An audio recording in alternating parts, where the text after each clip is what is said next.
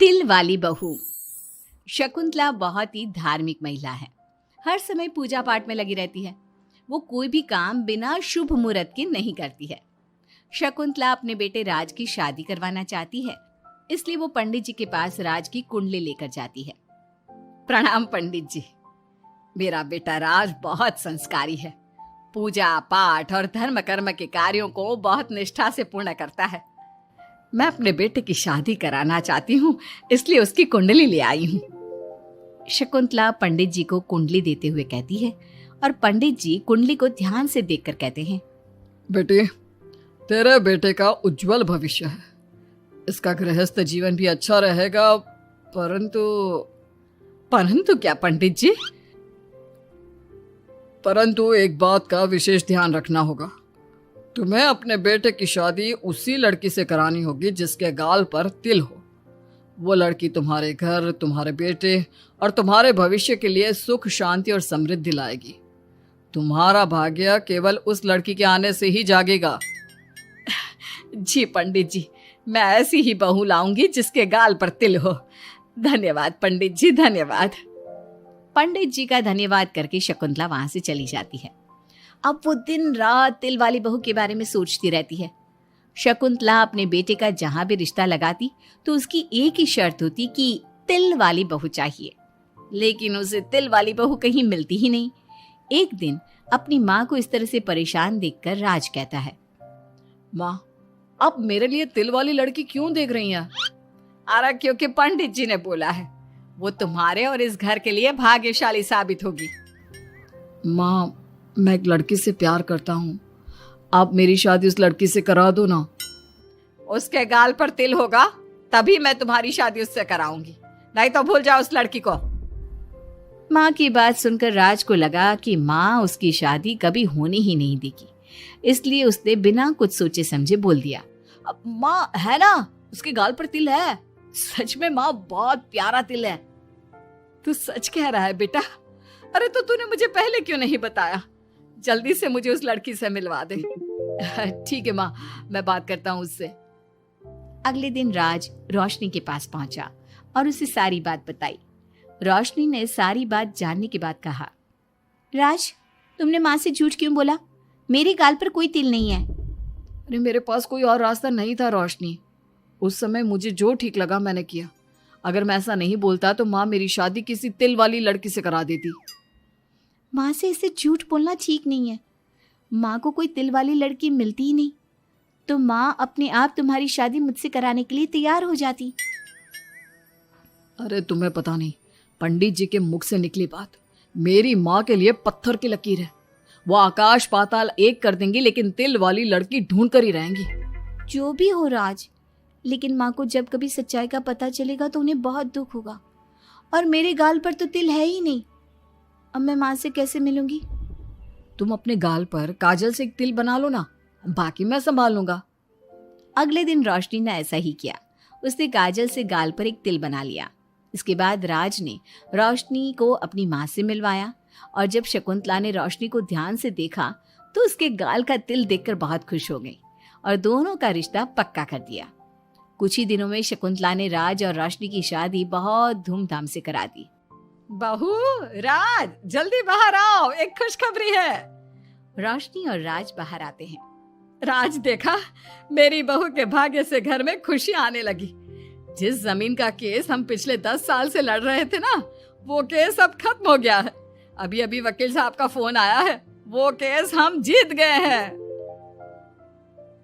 माँ, ये तो बहुत अच्छी खबर है। ये सब आपकी मेहनत का फल है। आपने इस कोर्ट केस के चक्कर में बहुत मेहनत की है। अरे नहीं बेटा, ये तो मेरी तिल वाली बहू के भाग्य से हो रहा है। पंडित जी ने बिल्कुल सही कहा था। शकुंतला रोशनी को बहुत प्यार करती है, लेकिन रोशनी के मन में दुख होता है। वो सोचती है, माँ मेरे झूठ को सच समझ रही है। अगर माँ को ये पता चल गया कि ये तिल नहीं काजल है तो उन्हें कितना दुख होगा। मैं आज ही राज से बात करूंगी कि वो माँ को सारी सच्चाई बता दे। शाम को राज घर आता है तो रोशनी राज से कहती है, राज, हमें माँ को सारी सच्चाई बता देनी चाहिए। घर में कुछ भी अच्छा होता है तो माँ को लगता है कि सब मेरे गाल के तिल की वजह से हो रहा है। तुम्हारे गाल की तिल की वजह से कुछ नहीं हो रहा। लेकिन हाँ, तुम्हारी वजह से हो रहा है। तुम इस घर में लक्ष्मी का रूप लेकर आई हो। सब बात ठीक है राज, लेकिन मैं माँ से और झूठ नहीं बोल सकती। मैं कल ही उन्हें सब कुछ सच सच बता दूंगी। नहीं रोशनी, अभी हम कुछ नहीं बता सकते। अभी हमारी शादी को ज्यादा दिन भी नहीं हुए। तुम माँ के दिल में अपने लिए थोड़ी और जगह बना लो, उसके बाद में पक्का मैं ही माँ को सब कुछ बता दूंगा। इस तरह से दिन गुजरने लगते हैं और शकुंतला के घर में खुशियों का आना लगा रहता है। शकुंतला अपनी बहू से बहुत प्यार करने लगी थी। एक दिन शकुंतला रोशनी के कमरे में गई। बहू, ओ बहू, कहाँ है तू? माँ मैं बाथरूम में हूँ, नहा रही हूँ। अरे देख तो मैं तेरे लिए क्या लाई हूँ, जल्दी बाहर आ। अब मैं क्या करूँ? मेरे पास तो काजल भी नहीं है, अब चेहरे पर क्या लगाऊं? राज तुमने अच्छा फंसाया मुझे। माँ आप अपने कमरे में जाइए, मुझे नहाने में थोड़ा टाइम लगेगा, मैं खुद आपके कमरे में आ जाऊंगी। नहीं बहू, तू जल्दी से निकल कर आ, मैं यहीं बैठी हूँ तेरे कमरे में। जब रोशनी को इस बात का एहसास हो गया कि उसकी सास कमरे से नहीं जाएगी, तो उसने अपने गीले बाल एक तरफ कर लिए और बालों से अपना आधा चेहरा छुपाकर बाहर आई। बहू नहा ली तुम? देखो मैं तुम्हारे लिए नई साड़ी और गहने लाई हूँ। आज शाम को बहुत मेहमान आ रहे हैं, मैं तुम्हें सबसे मिलवाऊंगी। मेहमान किस लिए आ रहे हैं माँ? अरे तुम्हें राज ने बताया नहीं बहू? हमारी कंपनी इस साल नंबर 1 की पोजीशन पर पहुंच गई है और ये सब तेरी वजह से हुआ है। चलो मैं चलती हूँ, मुझे शाम की बहुत सारी तैयारी भी तो करनी है। जब शकुंतला रोशनी के कमरे से चली गई, तब उसकी जान में जान आई। शाम को पार्टी में बहुत बड़े बड़े लोग आए थे। शकुंतला ने अपनी बहू को सबसे मिलवाया और उसकी खूब तारीफ की। पार्टी में सब लोग शकुंतला के सक्सेस का राज पूछ रहे थे, तो शकुंतला अपनी बहू और उसके दिल की तारीफ कर रही थी। एक दिन शकुंतला अपने बहू बेटी के साथ घूमने गई। आज हम घूमने आए हैं तो देखो मौसम भी कितना प्यारा हो गया है, लगता है बारिश आने वाली है। शकुंतला के इतना कहते ही जोरों की बारिश शुरू हो गई।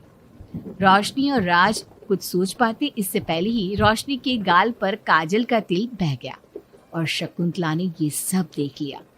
अब शकुंतला के गुस्से की कोई हद ना रही। तुमने मुझसे झूठ बोला? तेरी इतनी हिम्मत? कल वही मैंने तुझे इतना प्यार किया, तुझे अपने बेटे से ज्यादा ममता दी और तूने मेरे साथ विश्वासघात किया। मैं तुझे कभी माफ नहीं करूंगी। माँ, इसमें रोशनी की कोई गलती नहीं है। मैंने ही कहा था इसे ऐसा करने के लिए। रोशनी ने कई बार आपको सच्चाई बताने की कोशिश की, लेकिन मैंने हर बार उसे रोक दिया। क्या तूने कहा था? क्यों किया तूने ऐसा? कितना बुरा दिन था वो जब मैंने तुम दोनों की शादी करवाई और तुझे शर्म नहीं आई अपनी माँ को धोखा देते हुए? तो माँ मैं और क्या करता?